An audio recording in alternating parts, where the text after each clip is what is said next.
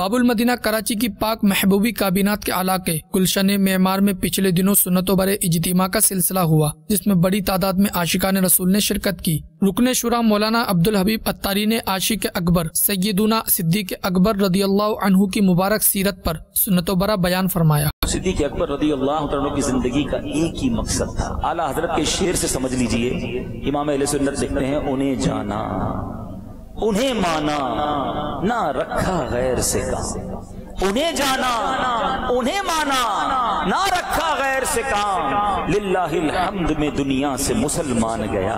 سیدنا صدیق اکبر گویا نبی پاک پر فدا فنا تھے، عاشق اکبر کہلاتے ہیں۔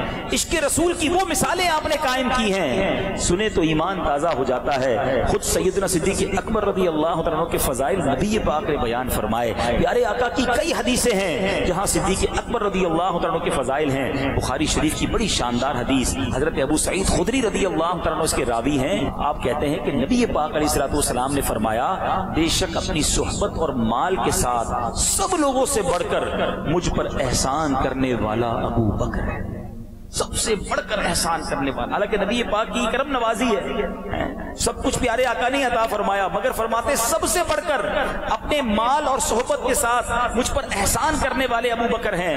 اگر میں اپنے رب کے سوا کسی کو خلیل بناتا تو ابو بکر کو بناتا۔ ایک بار نبی پاک صحابہ کرام کے ساتھ تشریف فرماتے، ارشاد فرمایا، آج تم میں سے کون ہے جس نے روزہ رکھا ہے؟ رمضان کا مہینہ نہیں تھا ورنہ تو سارے صحابہ روزہ رکھتے ہیں، نفلی روزے کی بات ہو رہی ہے۔ صدیق اکبر رضی اللہ عنہ عرض کرتے ہیں، یا رسول اللہ میں نے روزہ رکھا ہے۔ آقا نے فرمایا، آج کون ہے جس نے مریض کی عیادت کی ہے؟ کہتے ہیں، یا رسول اللہ آج میں نے مریض کی عیادت بھی کی ہے۔ ارشاد فرمایا، کون ہے جس نے آج نماز جنازہ میں شرکت کی ہے؟ حضور آج میں نے نماز جنازہ میں بھی شرکت کی ہے۔ آقا نے پوچھا، کون ہے جس نے آج مسکین کو کھانا کھلایا ہے؟ صدیق اکبر عرض کرتے ہیں، یا رسول اللہ میں نے آج مسکین کو کھانا بھی کھلایا۔ ہر چیز میں آگے۔ پیارے آقا فرماتے ہیں، حدیث پاک کا مضمون ہے کہ جس شخص میں یہ خصلتیں جمع ہو جائیں اس پر جنت واجب ہو جاتی ہے۔